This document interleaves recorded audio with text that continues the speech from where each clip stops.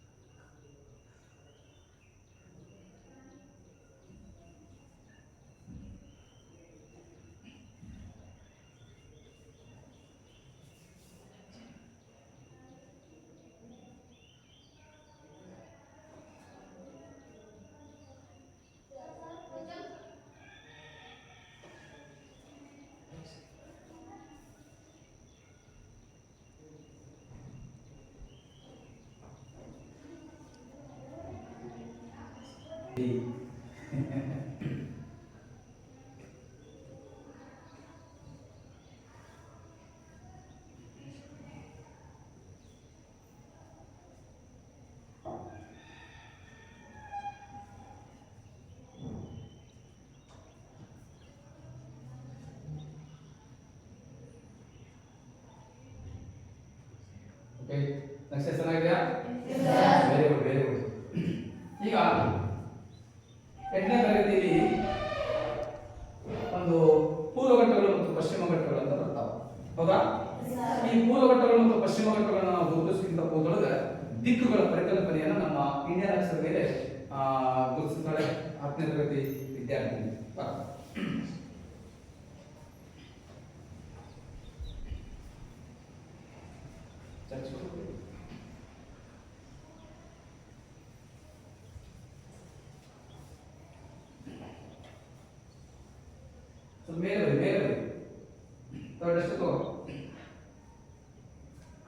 ಮೇಲೆ ಸ್ವಲ್ಪ ಇನ್ನು ಭಾಗಗಳು ಗುರುತಿಸ್ಲಿಕ್ಕೆ ಬೇಕಿದೆ ಜಾಗ. ಹಾ, ಓಕೆ, ಹೇಳೋದು ಯಾವ ದಿಕ್ಕು? ಹಾ, ಕೆಳಗಿನ ಸ್ವಲ್ಪ ಇನ್ನು ಕೆಳಗೆ.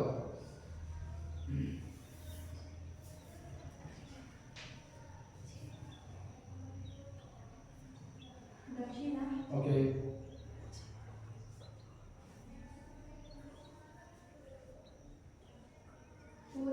ಓಕೆ,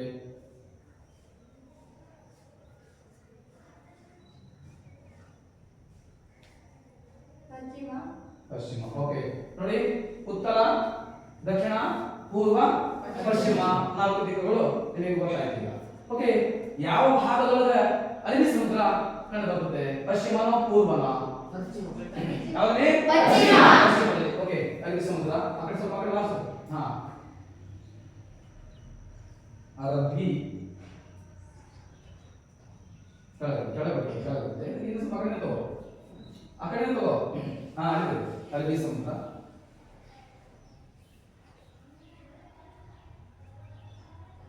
ಓಕೆ, ನೆಕ್ಸ್ಟ್ ಬಂಗಾಳ ಕೊಲ್ಲಿ. ಹಾ, ಇನ್ನು ಸ್ವಲ್ಪ ಆ ಕಡೆ ಸ್ವಲ್ಪ ಸರಿ. ಹಾ, ಓಕೆ, ಅಲ್ಲಿ ಬಂಗಾಳ ಕೊಲ್ಲಿ.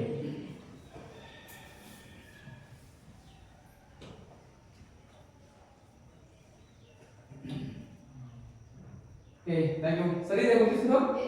ಓಕೆ. ಈಗ ಪೂರ್ವ ಘಟ್ಟಗಳು ಮತ್ತು ಪಶ್ಚಿಮ ಘಟ್ಟಗಳಿರ್ತವೆ. ಪೂರ್ವ ಘಟ್ಟಗಳನ್ನ 8ನೇ ತರಗತಿ ವಿದ್ಯಾರ್ಥಿ ಗೊತ್ತು.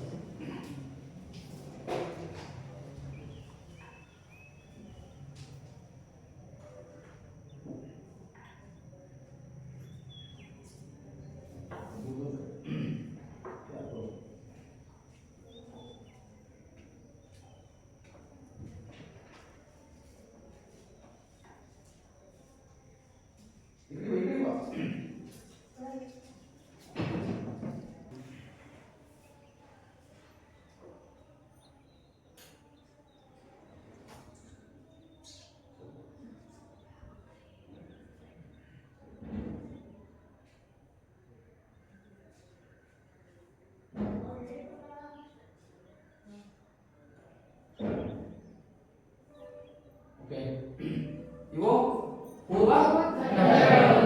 ಓಕೆ ನೆಕ್ಸ್ಟ್ ಪಶ್ಚಿಮ ಘಟ್ಟಗಳನ್ನ ಯಾರು ಗೊತ್ತೀರಿ?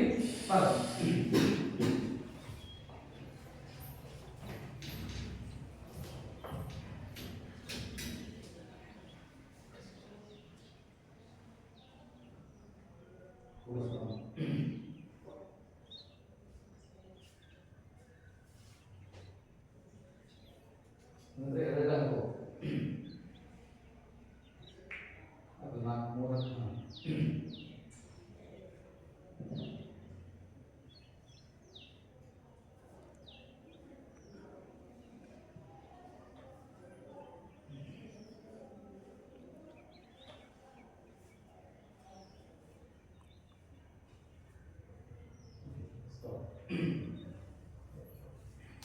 ಹಾಗಾದ್ರೆ ಈ ಪೂರ್ವ ಘಟ್ಟಗಳು ಮತ್ತು ಪಶ್ಚಿಮ ಘಟ್ಟಗಳನ್ನು ನಾವು ಗುರುತಿಸಿದ್ದೇವೆ. ಓಕೆನಾ? ಈ ಪೂರ್ವ ಘಟ್ಟಗಳು ಮತ್ತು ಪಶ್ಚಿಮ ಘಟ್ಟಗಳನ್ನ ನೋಡ್ತಾ ಹೋದಾಗ ಯಾವ ರೀತಿ ವ್ಯತ್ಯಾಸ ನಿಮಗೆ ಕಂಡು ಬರುತ್ತೆ? ಯಾಕೆ ಹೇಳ್ತೀರಿ? ಒಂದು ಹೇಳು. ಪೂರ್ವ ಘಟ್ಟಗಳು ಮತ್ತು ಪಶ್ಚಿಮ ಘಟ್ಟಗಳಿಗೆ ವ್ಯತ್ಯಾಸ ಹೇಗೆ ಕಂಡು ಬರುತ್ತೆ? ಪೂರ್ವ ಘಟ್ಟಗಳು ನಿರಂತರವಾಗಿಲ್ಲ, ಓಕೆ ಪಶ್ಚಿಮ ಘಟ್ಟಗಳು ನಿರಂತರವಾಗಿವೆ. Very good. ಪೂರ್ವ ಘಟ್ಟಗಳು ನಿರಂತರವಾಗಿಲ್ಲ, ಪಶ್ಚಿಮ ಘಟ್ಟಗಳು ನಿರಂತರವಾಗಿವೆ. ಗುಡ್. ನೆಕ್ಸ್ಟ್ ಹೇಳು. ಪಶ್ಚಿಮ ಘಟ್ಟಗಳು ಜಾಸ್ತಿ ಹಬ್ಬಿದ್ದಾವೆ, ಹಾ. ಪೂರ್ವ ಘಟ್ಟಗಳು ಜಾಸ್ತಿ ಹಬ್ಬಿದ್ದಾವೆ. ಪಶ್ಚಿಮ ಘಟ್ಟಗಳು ಏನಾಗಿದ್ದಾವೆ? ಹೆಚ್ಚು ಕಂಡು ಬರ್ತವೆ. ಪೂರ್ವ ಘಟ್ಟಗಳಲ್ಲಿ ಕಡಿಮೆ ಕಂಡು ಬರ್ತದೆ ಪರ್ವತ ಪ್ರದೇಶಗಳು ಅಂತ. ಓಕೆ ನೆಕ್ಸ್ಟ್ ನೆಕ್ಸ್ಟ್ ಯಾರು ಹೇಳ್ತೀರಿ? ಹೇಳು. ಸ್ವಾಭಾವಿಕ ಬಂಧಗಳೆಲ್ಲ ಪೂರ್ವ ಘಟ್ಟದಲ್ಲಿ, ಪಶ್ಚಿಮ ಘಟ್ಟದಲ್ಲಿ ಸ್ವಾಭಾವಿಕ ಬಂಧಗಳು. ಪೂರ್ವ ಘಟ್ಟಗಳಲ್ಲಿ ಸ್ವಾಭಾವಿಕ ಬಂಧಗಳಿದ್ದಾವೆ, ಪಶ್ಚಿಮ ಘಟ್ಟಗಳಲ್ಲಿ ಸ್ವಾಭಾವಿಕ ಬಂಧಗಳು ಇಲ್ಲ. ಓಕೆ ಗೊತ್ತಾಯ್ತಲ್ಲ? ಸರಿ. ಓಕೆ ಇನ್ನ ನೆಕ್ಸ್ಟ್ ಇವಾಗ ನಾವು ಸ್ಥಳಗಳನ್ನ ಗುರುತಿಸೋಣ. ಇದು ಭೌಗೋಳಿಕ ನಕ್ಷೆಗೆ ಸಂಬಂಧಪಟ್ಟಂತೆ ಕೆಲವೊಂದು ಸ್ಥಳಗಳನ್ನ ನಾವಿಲ್ಲಿ ಗುರುತಿಸಿಕೊಳ್ಳೋಣ. ಭಾರತದ ನಕ್ಷೆ ಏನಿದೆ 82 ಡಿಗ್ರಿ ಪೂರ್ವ ರೇಖಾಂಶ ಯಾರು? 82 ಡಿಗ್ರಿ ಪೂರ್ವ ರೇಖಾಂಶ ಭಾರತವನ್ನ ಸರಿಸುಮಾರಾಗಿ ಎರಡು ಭಾಗವನ್ನ ಮಾಡುವಂತದ್ದು ಎಷ್ಟು ಡಿಗ್ರಿ? 82 ಡಿಗ್ರಿ ಪೂರ್ವ ರೇಖಾಂಶ.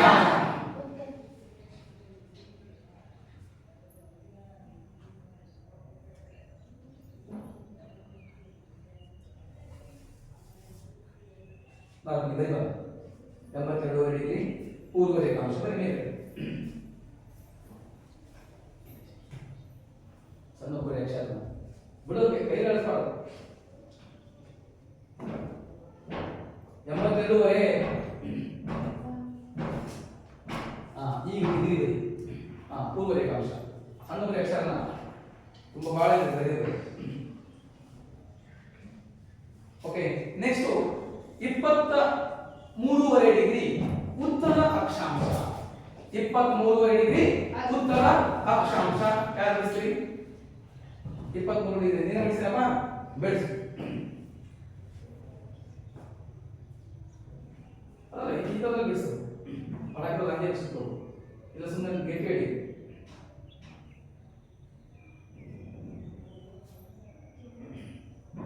ಅಲ್ಲ ಸರಿ ಇದೆಯಾ? ಸರಿ ಇದೆಯಾ? ಓಕೆ ಸರಿಯಾಗಿ ಹೇಳೋಣ.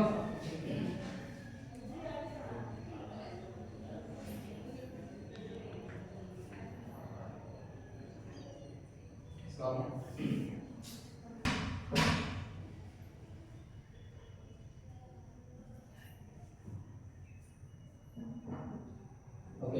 23 ಡಿಗ್ರಿ ಉತ್ತರ ಅಕ್ಷಾಂಶ ಬರಿ 23 ಡಿಗ್ರಿ ಉತ್ತರ ಅಕ್ಷಾಂಶ ಬರಿ ಅಲ್ಲಿ ಜಾಗ ಸಾಕಲ್ಲ ಉತ್ತರ ಅಕ್ಷಾಂಶ ಪೂ ಅಕ್ಷಾಂಶ ಪೂ ಬರಿ ಅಕ್ಷಾಂಶ ಬರಿ ಓಕೆ ಪಾ ಜಲಸಂಧಿ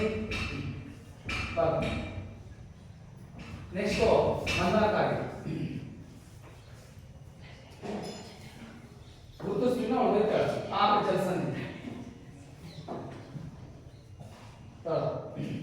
ಪಾ ಜಲಸಂಧಿ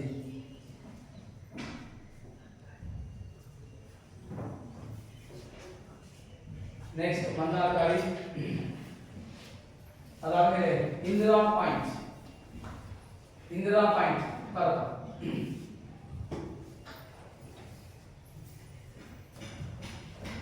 ಅದಕ್ಕೆ ಲೈಟ್ ಬೇಕು ಮನ್ನಾರ್ ಖಾಲಿ ಓಕೆ ಇಂದಿರಾ ಪಾಯಿಂಟ್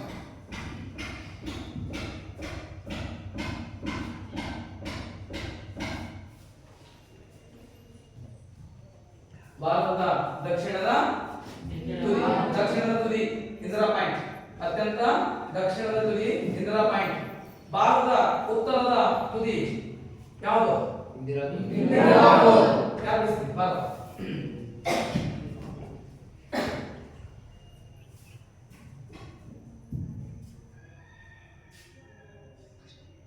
ಇಂದಿರಾ ಸ್ವಲ್ಪ इंदिरा को okay next Mumbai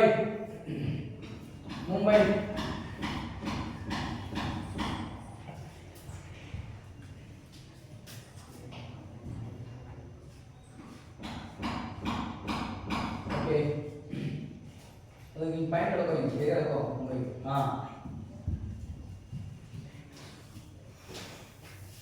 next Utkal तीर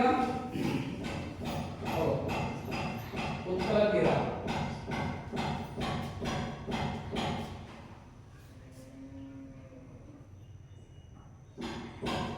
बरी उत्कल तीर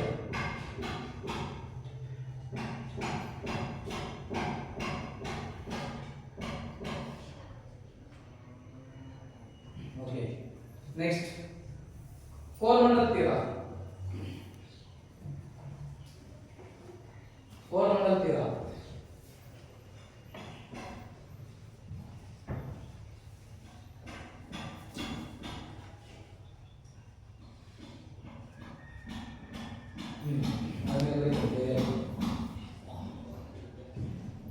कोरमंडल तीर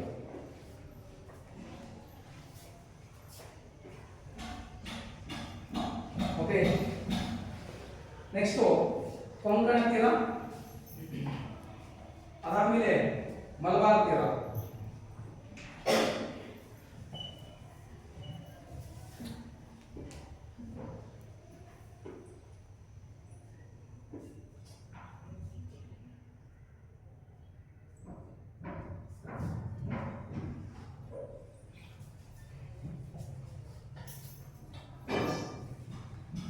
ಮಲಬಾರ್ ತೀರ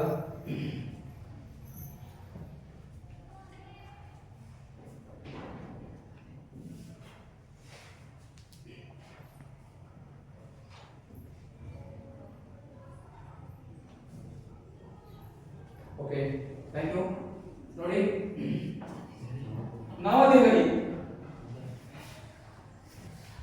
ನವದೆಹಲಿ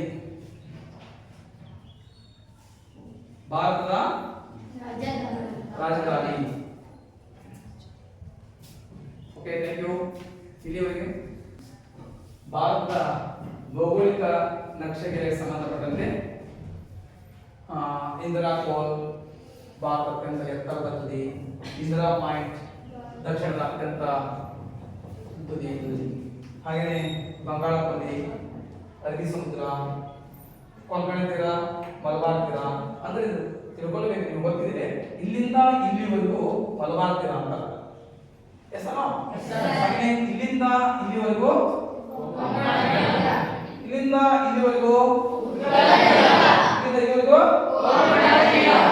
ಅಂತೀರಾ. ಹೀಗೆ ಅದು ಗುರುತಿಸಲಿಕ್ಕೆ ಮಾರ್ಗವನ್ನು ಮಾಡಿದ್ರಿ, ಉತ್ತಮವಾಗಿ ನಕ್ಷೆಯನ್ನ ಬಿಡಿಸಿದ್ರಿ. ಇಲ್ಲಿ ನೋಡ್ಕೊಳ್ರಿ, ಈ ಭಾರತ ಭೌಗೋಳಿಕ ಲಕ್ಷಣಗಳಿಗೆ ಸಂಬಂಧಪಟ್ಟಂತೆ 82 ಡಿಗ್ರಿ 23 ಡಿಗ್ರಿ ಆಗಿರ್ಬೋದು, ಪಾಕ ಜಲಸಂಧಿ ಆಗಿರ್ಬೋದು, ಮಂದಾರಕಾರಿ, ಮುಂಬೈ, ನವದೆಹಲಿ ಅತ್ಯಂತ ಬಹುಮುಖ್ಯವಾಗಿ ಪರೀಕ್ಷಾ ದೃಷ್ಟಿಯಿಂದಲೂ ಸಹ ಬಹಳ ಇಂಪಾರ್ಟೆಂಟ್ ಆಗಿರುವಂತಹ ಒಂದು ನಕ್ಷೆ ಅಧ್ಯಯನ ಇದಾಗಿರುತ್ತೆ. ನಾವು ನೆಕ್ಸ್ಟ್ ನೀರಾವರಿ ಯೋಜನೆಗಳಿಗೆ ಸಂಬಂಧಪಟ್ಟಂತೆ ಮತ್ತೊಂದು ನಕ್ಷೆಯನ್ನು ನಾವು ನೋಡೋಣ. ಓಕೆನಾ? ಯಾರು ಬಿಡಿಸ್ತಾರೆ ನಕ್ಷೆನ? ಬರ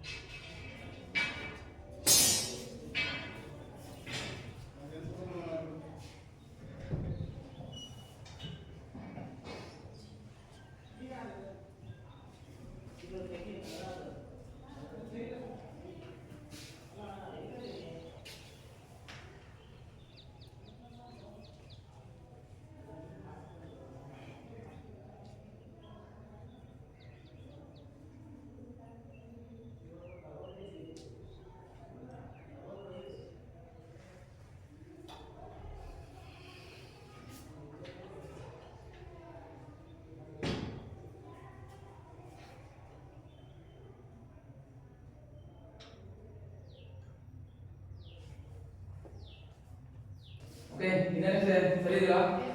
ಓಕೆ, ಈಗ ನೀರಾವರಿ ಯೋಜನೆಗಳನ್ನ ನಾವಿಲ್ಲಿ ಗುರುತಿಸೋಣ. ಓಕೆನಾ? ಆಗುತ್ತೆ.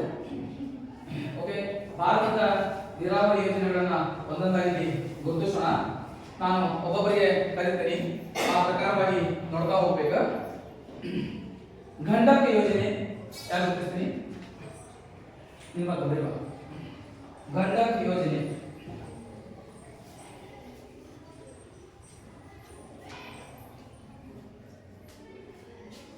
ಓಕೆ, ಗಂಡಕ್ ಯೋಜನೆ.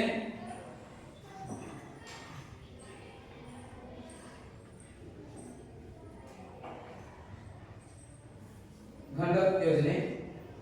ಕೋಶಿ ಯೋಜನೆ. ಕೋಶಿ ಯೋಜನೆ.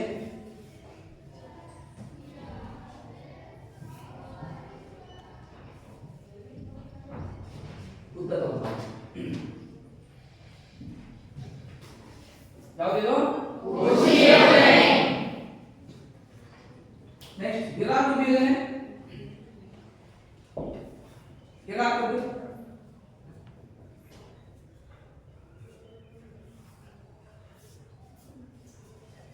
ಓಕೆ, ನೆಕ್ಸ್ಟ್ ನಾಗಾರ್ಜುನ ಯೋಜನೆ. ನಾಗಾರ್ಜುನ ಯೋಜನೆ.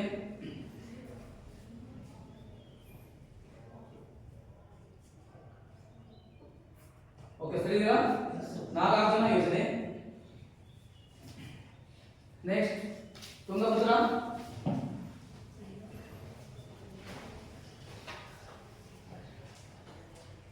ತುಂಗಭದ್ರಾ. ಓಕೆ, ತುಂಗಭದ್ರಾ. ಯೋಜನೆ, ಕೃಷ್ಣಾ ಮೇಲ್ದಂಡೆ ಯೋಜನೆ,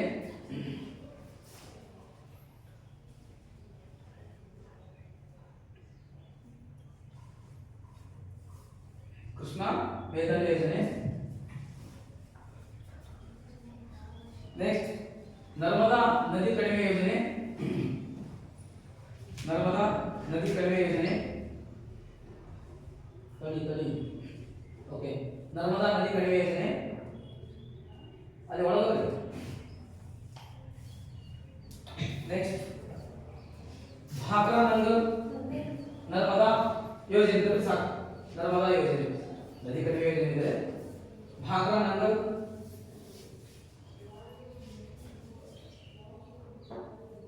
ಓಕೆ, ಭಾಕ್ರಾ ನಂಗಲ್.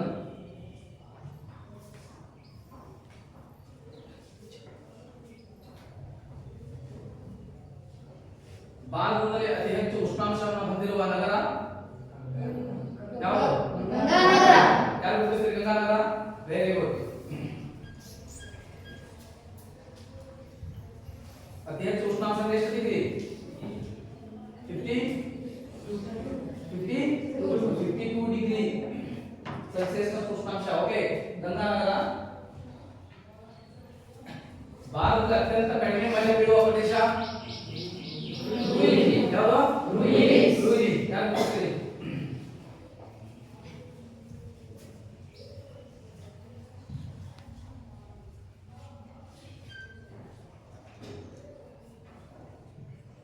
ಓಕೆ,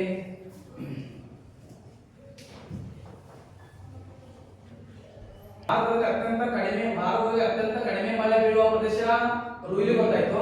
ಆದ್ರೆ ಭಾರತದಲ್ಲಿ ಅತಿ ಹೆಚ್ಚು ಮಳೆ ಬೀಳುವ ಪ್ರದೇಶ ಮಾಸಿನ್ ರಾಮ್. ಯಾರು ಗೊತ್ತಿಸ್ತೀರಿ ಮಾಸಿನ್ ರಾಮ್?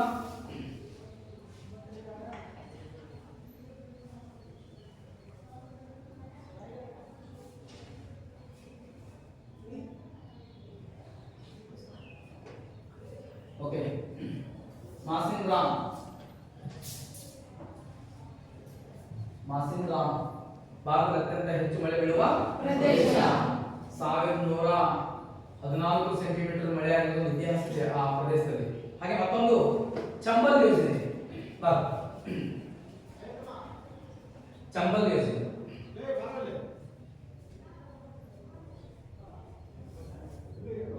Very good.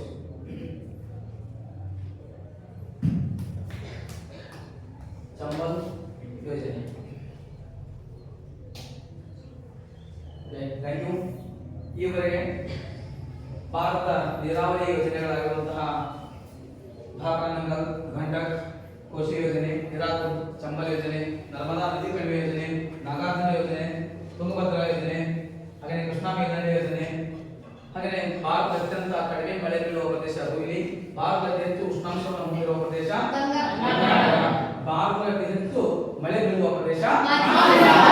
ಇಷ್ಟು ನಕ್ಷಾ ಅಧ್ಯಯನಕ್ಕೆ ಸಂಬಂಧಪಟ್ಟಂತೆ ತಾವುಗಳು ಈ ಎಲ್ಲ ಅಂಶಗಳನ್ನ ತಿಳ್ಕೊಂಡಿದ್ದೀರಿ. ಯಾವುದು? ನಕ್ಷಾ ಅಧ್ಯಯನ. ಯಾವುದು? ನಕ್ಷಾ ಅಧ್ಯಯನ. Okay, thank you. ನಂತರದ ಅವಧಿಯೊಳಗೆ ನಾವು ಭಾರತದ ಪ್ರಮುಖ ಬಂದರುಗಳು, ಭಾರತದ ಪ್ರಮುಖ ಅಂತಾರಾಷ್ಟ್ರೀಯ ವಿಮಾನ ನಿಲ್ದಾಣಗಳು, ಈ ರೈಲ್ವೆ ಪ್ರಮುಖವಾದಂತಹ ಯೋಜನೆಗಳ ಕುರಿತಾಗಿ ನಕ್ಷೆಗಳಲ್ಲಿ ಅಧ್ಯಯನ ಮಾಡೋಣ.